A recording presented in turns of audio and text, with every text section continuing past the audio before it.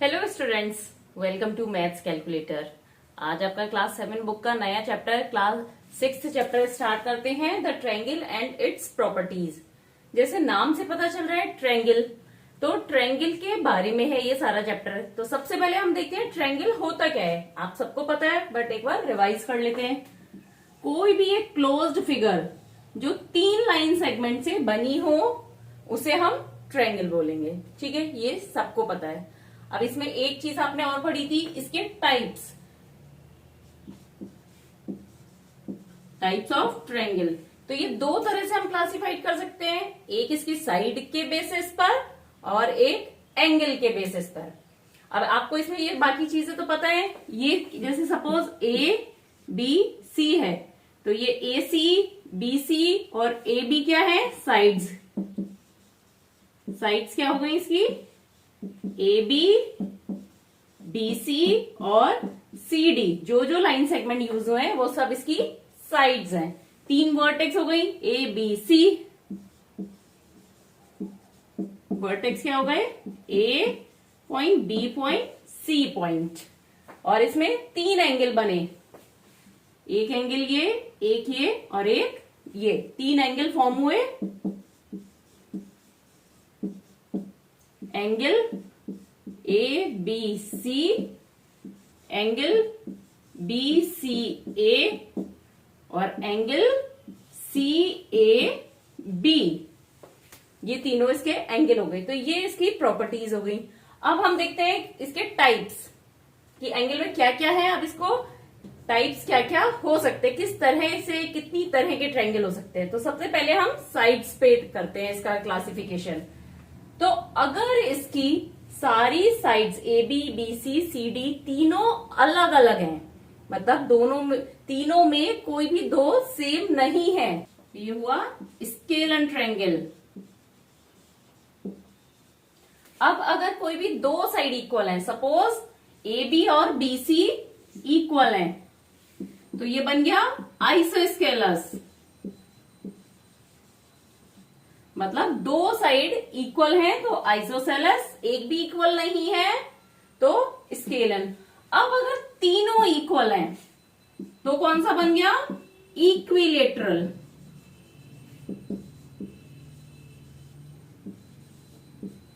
इसमें तीनों sides equal होंगी, इसमें 2 साइड इक्वल होंगी और इसमें कोई भी साइड इक्वल नहीं होगी।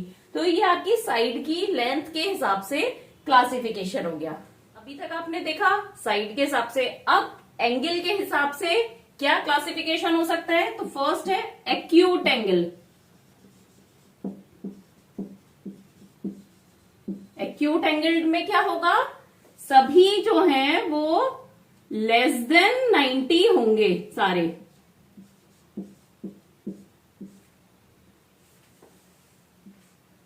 सॉरी, लेस देन 90, मैंने ग्रेटर देन का बना दिया।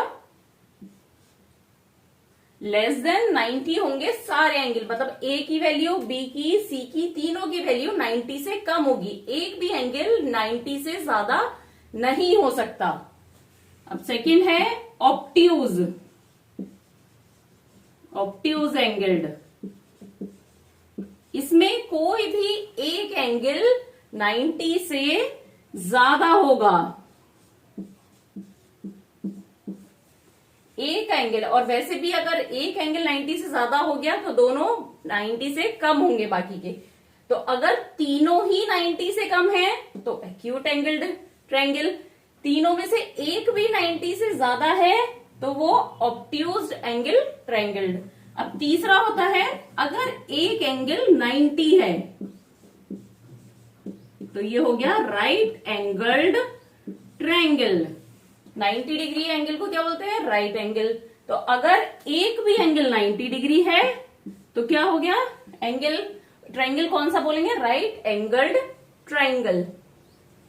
अब नेक्स्ट प्रॉपर्टी क्या होती है, मीडियन ऑफ ट्रायंगल। अब मीडियन क्या होता है ये समझते हैं। तो सबसे पहले एक ट्रायंगल लिया हमने, सपोज ए बी सी। अब ए सी का हमने मिड पॉइंट निकाला, सपोज ये निकाला डी। तो इससे क्या हुआ, मिड पॉइंट का मतलब A D equal to DC। तो ये D क्या हो गया, AC का मिड पॉइंट है। तो इस मिड पॉइंट से अगर हम B को कनेक्ट करते हैं तो BD क्या हो गया यहां पे, BD इज मीडियन। मतलब किसी भी वर्टेक्स के उसके अपोजिट साइड वाली साइड, अपोजिट साइड जो है उसके मिड पॉइंट को कनेक्ट करते हैं वर्टेक्स को, तो वो लाइन सेगमेंट मीडियन कहलाएगा। जैसे ये A और C का मिड पॉइंट है D और B इसकी अपोजिट वर्टेक्स हो गई, A C की अपोजिट वर्टेक्स, तो B से D को कनेक्ट करा तो BD इज द मीडियन। इसी तरह से अगर आपने B और C का मिड पॉइंट निकाला E और A को E से कनेक्ट करा, E मतलब यहां पे BE इक्वल टू EC, तभी तो E मिड पॉइंट होगा B और C का। तो AE भी मीडियन है।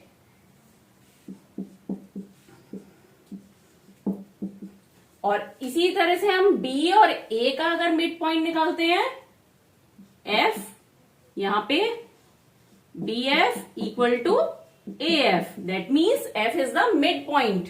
तो F और C को जब कनेक्ट करते हैं तो F और C भी मीडियन होगा। तो किसी भी ट्रायंगल में किसी भी साइड का मिड पॉइंट उसके अपोजिट वर्टेक्स से कनेक्ट करने पे जो लाइन सेगमेंट आता है उसे मीडियन बोलते हैं। नेक्स्ट है एल्टीट्यूड ऑफ अ ट्रायंगल। तो ये हम समझते हैं एल्टीट्यूड क्या होता है। तो सपोज एक ये ट्रायंगल है आपका ABC, तो यहां पे आप समझिए एल्टीट्यूड और हाइट एक ही बात है। तो ये पॉइंट A है, अगर इससे हम अपोजिट साइड BC पे एक परपेंडिकुलर लाइन ड्रॉ करते हैं, परपेंडिकुलर मतलब ये 90 का एंगल फॉर्म करे, मतलब AD लाइन BC पर परपेंडिकुलर है, 90 का एंगल फॉर्म कर रही है, तो AD क्या हो गया इस ट्रायंगल का एल्टीट्यूड।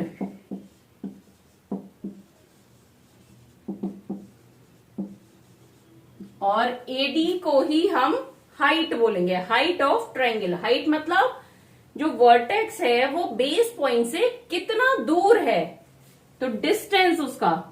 तो अब आप कहेंगे ये लाइन जो है अगर हम इसको ये ऐसे ड्रॉ कर दें A से E तक, तो A भी तो डिस्टेंस हो गया भाई, BC से पे ही है A पॉइंट, तो AE भी तो हो सकता है इसकी हाइट या डिस्टेंस जो है A से E तक का।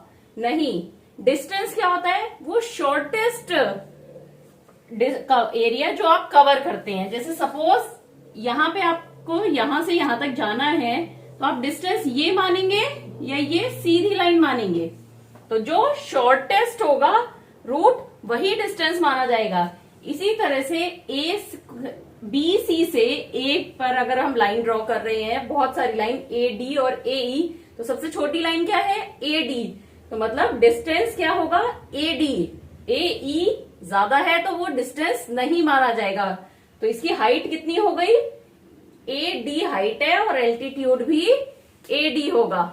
अब नेक्स्ट टॉपिक है इस चैप्टर का exterior angle of a triangle. तो एक्सटीरियर एंगल क्या होता है, अब ट्रायंगल का पूछा है तो पहले हमने ये ट्रायंगल ड्रॉ करा और इसकी एक साइड को थोड़ा सा आगे एक्सटेंड कर दिया, ABC है इसको आगे D तक कर दिया। तो ये जो एंगल है, angle ACD is exterior angle.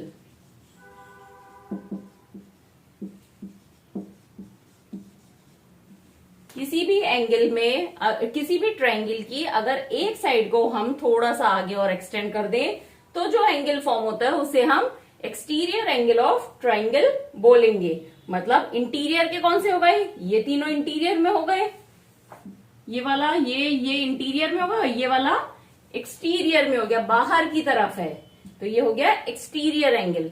अब इसमें एक प्रॉपर्टी होती है कि ये कितना होगा इसका मेजर, वो कैलकुलेट करने के लिए हम क्या करते हैं, पहले AB के पैरेलल एक लाइन हमने यहां पे ड्रॉ कर ली CE, यहां पे CE is parallel to AB, ठीक है। अब अगर AB और CE दोनों पैरेलल हैं तो इसमें ये BD क्या हो गया, इसके लिए ट्रांसवर्सल का काम करेगा। तो दैट मीन्स ये वाला जो एंगल है ये किसके इक्वल होगा, इस एंगल के। आप इस फिगर को छोड़ दीजिए, AC को आप सिर्फ ये ध्यान रखिए, AB लाइन है, ये EC लाइन है और ये ट्रांसवर्सल है। यहाँ पे ABCED, एक बार को हमने AC लाइन हटा दी, ठीक है, सेम बन गया। तो ये एंगल किसके इक्वल होगा, इसके, एंगल ECD के। तो angle ABC is equal to angle ECD, क्योंकि यहाँ AB और EC लाइन पे ट्रांसवर्सल का काम कौन सी लाइन कर रही है, BD लाइन। अब नेक्स्ट हम इस लाइन को छोड़ देते हैं, इसको AC को ट्रांसवर्सल की तरह यूज करते हैं। कैसे, ABCE, ठीक है। ये AB और EC पैरेलल हैं, तो ट्रांसवर्सल क्या हो गया, AC लाइन। तो जब दो पैरेलल लाइन को कोई लाइन ट्रांसवर्सल करती है तो क्या होता है, अपोजिट इंटीरियर एंगल क्या होते हैं, इक्वल होते हैं। तो ये दोनों एंगल्स क्या हो गए, अपोजिट इंटीरियर एंगल हुए और ये इक्वल होंगे। तो यहां पे angle BAC is equal to angle ACE। अब ये हमें पता चल गया। अब यहाँ एक्सटीरियर एंगल कौन सा था, ACD, हम उसी की वैल्यू तो फाइंड आउट कर रहे हैं।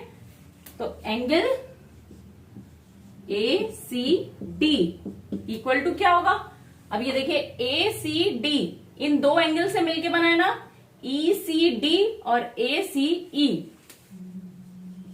Angle ACE plus angle ECD, हमने इस एंगल को दो पार्ट्स में डिवाइड कर लिया। अब देखिए ACE किसके इक्वल है, एंगल BAC के, तो इसकी जगह हमने ये लिख दिया। और ECD किसके इक्वल है, ABC के, एंगल ABC के। और ये BAC ये एंगल हो गया और ABC ये वाला हो गया। मतलब ये दोनों ही इंटीरियर एंगल हैं ट्रायंगल के, किसके अपोजिट, एक्सटीरियर एंगल के अपोजिट साइड में। मतलब जिस वर्टेक्स पे एक्सटीरियर एंगल है उसके अलावा दोनों वर्टेक्स में जो इंटीरियर एंगल है उसके इक्वल है हमारा एक्सटीरियर एंगल। तो ये प्रॉपर्टी क्या हो गई, एक्सटीरियर एंगल प्रॉपर्टी। नेक्स्ट है एंगल सम प्रॉपर्टी, कि किसी भी ट्रायंगल के एंगल्स का सम कितना होगा। अब आप यहां देख रहे हैं कि एक प्रॉपर्टी हमें पता होती है तो उससे हमारी दूसरी प्रॉपर्टी अपने आप पता चल जाती है, बन जाती है। तो ये हमारा ट्रायंगल है ABC। अभी पहले आपने देखा था एक्सटीरियर एंगल प्रॉपर्टी, उसमें क्या था, सपोज ये 1 एंगल है, ये 2 है, ये 3 है और ये 4 है। तो अभी इससे पहले आपने एक्सटीरियर एंगल प्रॉपर्टी में क्या पढ़ा था, एंगल 4 की क्या वैल्यू होगी, एंगल 1 प्लस एंगल 2। ये कौन सी थी, एक्सटीरियर एंगल प्रॉपर्टी। अब हमारे को एंगल्स का सम निकालना है। तो एंगल का सम क्या हुआ, angle 1 plus angle 2 plus angle 3। अब 1 और 2 का सम किसके इक्वल है, एंगल 4 के। तो 1 और 2 की जगह हम इसकी जगह 4 लिख सकते हैं, एंगल 4 प्लस एंगल 3। अब आप यहां देख रहे हैं 4 और 3 क्या फॉर्म कर रहे हैं, लीनियर पेयर, क्योंकि ये BD लाइन के दो पार्ट है, एंगल 3 और एंगल 4। तो मतलब एंगल 4 प्लस एंगल 3 की वैल्यू क्या होगी, एक दूसरे के सप्लीमेंट्री एंगल होंगे क्योंकि लीनियर पेयर है। तो इसकी वैल्यू हो गई 180 डिग्री। तो यहाँ पे सम भी कितना हो गया, 180 डिग्री। तो angle 1 plus angle 2 plus angle 3 की वैल्यू क्या हो गई, 180 डिग्री। तो कोई भी अगर ट्रायंगल है तो उसके तीनों एंगल्स का एडिशन क्या होगा, 180 डिग्री।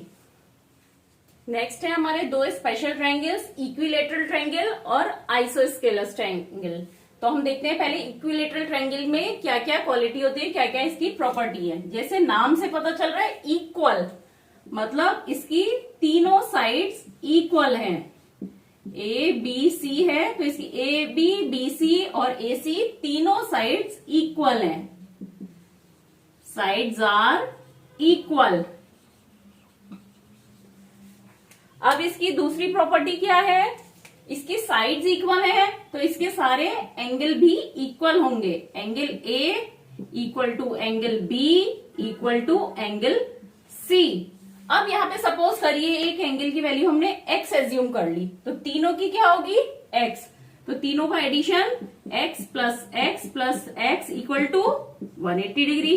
अब इससे पहले आपने प्रॉपर्टी में देखा था सम ऑफ एंगल की प्रॉपर्टी 180 डिग्री होती है, तो मतलब 3x इक्वल टू 180 डिग्री, तो x इक्वल टू 60 डिग्री।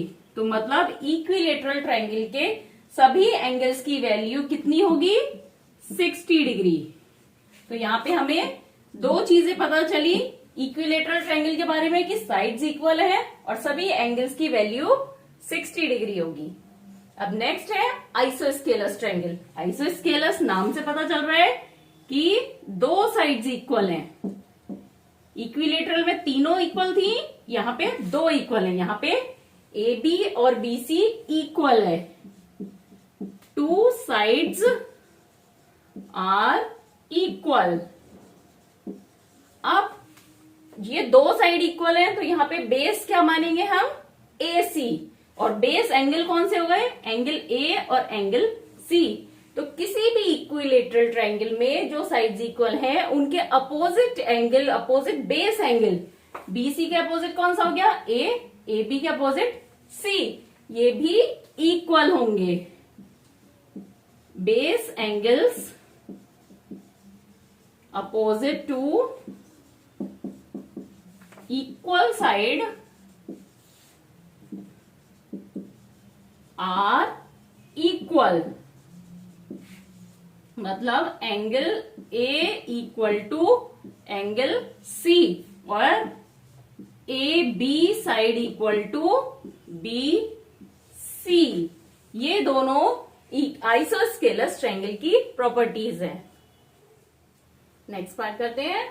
अब ट्रायंगल की नेक्स्ट प्रॉपर्टी क्या है, sum of length of two sides is always greater than third side. अब देखते हैं क्या है ये सपोज एक ट्रायंगल है ए बी सी। तो यहां पे क्या बात हो रही है कि ए बी और ए सी का एडिशन, कोई भी दो साइड ले सकते हैं हम, A B plus B C ले लिया। सपोज हमने ए बी सी क्या है, बड़ी होगी ए सी से, मतलब ये लाइन और ये लाइन मिलके इस लाइन से बड़ी होंगी। क्यों, अगर ये मान लीजिए सपोज 2 है और ये 3 है और ये दोनों इससे छोटी है मिलके, ये सपोज अगर मान लिया 6 है, तो अगर ये 6 है तो यहां पे अगर आपने एक स्टिक लगाई 3 सेंटीमीटर की इस पॉइंट से, तो वो स्टिक कहां पे रह गई, यहां, और 2 वाली यहां। ये दोनों आपस में मीट ही नहीं करेंगी, और मीट नहीं करेंगी तो ये एंगल रॉन्ग हो जाएगा। और यहां पे मीट करने के लिए क्या करना पड़ेगा, इन दोनों से 2 और 3 के एडिशन 5 से AC की वैल्यू कम होनी चाहिए, तभी एक ट्रायंगल फॉर्म होगा। मतलब दो साइड्स का addition always be greater than the third side, नहीं तो वो ट्रायंगल फॉर्म ही नहीं होगा आपका। अब इस चैप्टर का नेक्स्ट और लास्ट टॉपिक है right angle and Pythagoras property. इसे हम पाइथागोरस थ्योरम के नाम से भी जानते हैं। तो सबसे पहले आपको पता ही है राइट एंगल ट्रायंगल क्या होता है, जिसका कोई भी एक एंगल 90 डिग्री हो। ये इस शेप में भी हो सकता है, आपको ए बी सी है तो बी यहां पर 90 हो, या ये भी हो सकता है ऐसे ऊपर वाला एंगल हो 90 डिग्री का, या ऐसे भी हो सकता है कि ये एंगल 90 हो। बस एक एंगल 90 डिग्री होना चाहिए, तो वो हो गया राइट एंगल ट्रायंगल। अब इसमें suppose A B C triangle है, इसमें एंगल बी राइट एंगल है, तो जो एंगल ए सी है, ऐसे स्लांट लाइन आ रही है, ए सी को हम बोलेंगे हाइपोटेनियस।